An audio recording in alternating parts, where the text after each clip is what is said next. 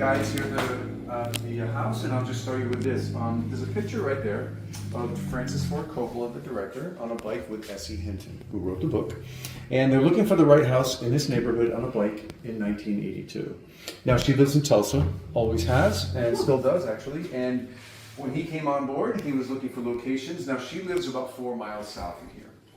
And visually, if you think, you've got 3 boys on their own, 1960s. You've got your architecture has to be older. The neighborhood has to be a little more run down.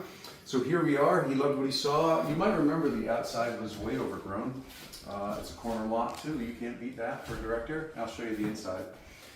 The inside of the house speaks for itself. But you've got other locations in the neighborhood. You've got 2 hangouts, as we were saying. The vacant lot in the park. In the book, that's where they did all their hanging around. So if you just go 1 stop sign from the house, it's Rockford Street. If you stop there and look left, you're going to see the vacant lot where they filmed the rumble scene and where Johnny and Pony fell asleep under some trees a little too late one night, all on Rockford.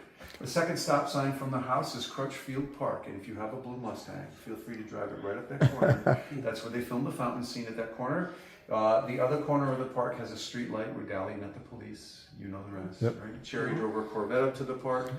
She was a spy for the associate or for the greasers. So it's a lot of scenes happen in the neighborhood, not just here in the house, just so you know. Okay.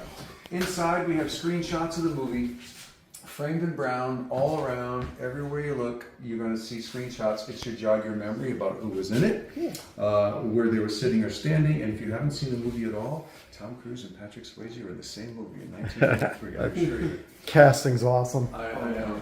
The back 3 rooms, though, have no screenshots. They were never on camera. They made it look much smaller. They only used the front 5 rooms. It was kind of crowded, the furniture. It was kind of dark, too, in a lot of scenes.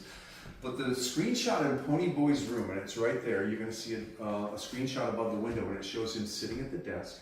He's holding that yellow note, Johnny's last words, you remember? So we encourage you to sit at the desk, pick up that yellow paper, have a Pony Boy moment. You know you want to. You can sit on the couch. I can get you a picture for you on the couch if you want. Eat some cake. I saw you spy 2-bit breakfast because your boy's about to sit down. There you go. If you want to do that, we're not going to deny you that 2-bit moment. So there you go. And we did sweep the floor for you guys today. All right. But let me kick it back to one scene before I get you started, and it includes a scene where we have some donations, and you probably spotted one in the backyard already. It's this 1958 Chrysler. It's in 2 scenes. It's in the prior scene and this one. And just know that the cutoff was 1965 for everything. They decided. All vehicles, 1965 and older. If I let the scene go any longer, you're going to see gas at 36 cents a gallon. That is definitely the 60s. The 65 Triumph just made the cut, and we know that because it belonged to this guy, Joey Clem. Joey still visits with us and donated that jacket. You see it says Joey on it. You'll see it in the back room. His friend Joe Cervantes is supposed to be stopping in today. So Joe's legacy are the photos he took. I'll explain. Joe lived near the park back in 1982, and he could not believe Francis Ford Coppola, of all people, was in his neighborhood filming a movie. He was the biggest name in the production. No offense to these no-name actors like Tom Cruise. Joe took pictures because Coppola was in the neighborhood. So around the house, you're going to see several of Joe's pictures. If you see a signature, just know it's his. If he does stop in, he likes to lay out some of his photos on the kitchen counter. So, and those are the ones he sells, and he can run you through those. But of all the pictures you take, if he shows up, we just ask you not to take pictures of his pictures. Gotcha. For that reason. But he met the whole cast, a very interesting guy. Last thing. Just about everyone in this scene has returned to the museum at some point and signed a wall that you will see between the kitchen and the bedrooms. You're going to see dozens of signatures. Just know that they're mostly from Tulsa, because if you think about it, like this scene, they outnumber the actors in every scene you can think of. You've got 3 principal actors and all of these guys here from Tulsa. Same with the rumble scene down the street, 30, 40 Tulsa guys getting paid to punch Tom Cruise and Patrick Swayze. The drive-in scene, the drive-in was closed, but it looked open because so many Tulsans are walking around, driving around. So many have come back and signed the wall, so you'll see names. If you need help picking out names, I can help you do that. The thing about the drive-in is this weekend they decided to show The Outsiders Friday, Saturday, and Sunday night, along with Rumblefish, which they filmed right afterwards. So they just announced it like 2 days ago. So Dillon. We're all going to go here on Saturday night. We're going to sneak in because you can still sneak in. Very cool. Yeah. So you're good to go. Walk around. If Joe shows up, just know about the pictures. because that's what we do when Joe's here. Yeah. That disclaimer. So. Awesome. Okay. Anyway, welcome. The only places we ask you not to sit are going to be, of course, that red chair and on Pony Boy's bed in the other room. We never had signs until we do field trips now and tell 37th graders where not to sit. You need signs. So you may see some signs, and they're great. They're just we just started those last week. Yeah, I saw on your page you had a group the other day. That was a yesterday. good group. Yeah, was it? Yeah. Yeah, cool. Nice. Awesome. Yeah. All right. Yeah, ask any questions. We love questions. So whatever you want to do. Okay. All right? Thank you, Walter. Mm-hmm. Yep.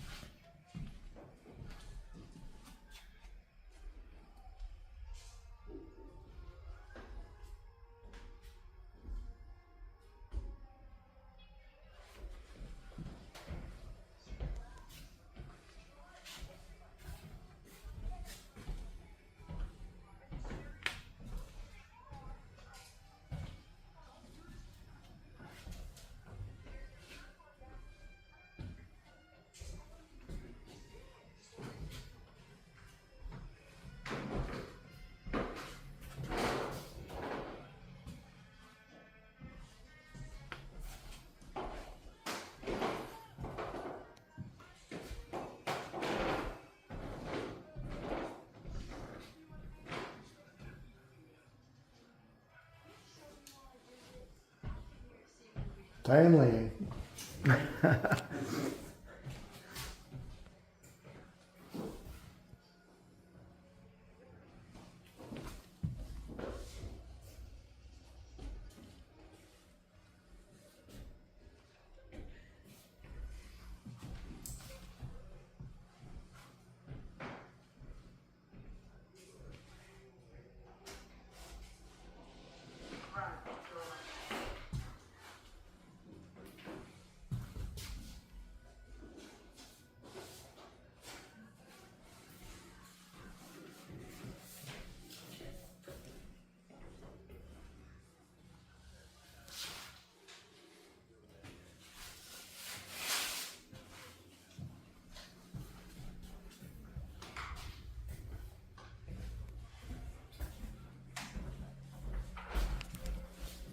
This right here, What's that? this right here, who is that? So when Pony Boy almost gets drowned in the park, they go to Dally because he'll know what to do. And Dally, the first thing he says is take off that shirt. And that's the one that C. Thomas Howell takes off and throws on the floor when they go to visit him at the bar. Gotcha. Okay. So he's been here the most. He also donated this hoodie right here. There's another one in the gift shop you may have seen also. Yeah, right. And in the picture next to it right there, he's wearing one like it. We don't know if it's the same one. There was a stack of them just because there had to be. Just so you know, in the movie it sort of rotates in and out. Ralph Macchio on one of his visits brought us Johnny's sneakers. That's the only pair Johnny wore in the whole movie. He'll tell you he's got one headband from each Karate Kid, so he saved something from each movie and thought they'd be better here than at his house, so he donated those. Cool. And the rest of the outfit we got at an auction. And if you watch the movie as obsessively as we do, someday we all might, you'll notice different Johnny jackets and whatnot too, like different tags, rips and tears, but that's the one he wore in the park when he saved Pony Boy's life. Gotcha. At the fountain. Okay. So. Excuse me. That's very cool. In the bathroom, Rob Lowe's been here. He was here for a fundraiser before we opened. Now the plaid shirt is the one that's in the screenshot by the front door over there. That's what he would wear from time to time in the movie. And when he came to visit, he wore it most of the time because Rob Lowe still fits into his clothes from 1982. Who knew, right? Yep. And the green towel, trick. because he's a good sport, he signed as many green towels as we could put in front of him, and he did. It was 8 or 10, I'm told. That's great. But we sold most and kept one state gold Rob Lowe. Yeah, very cool. Yeah.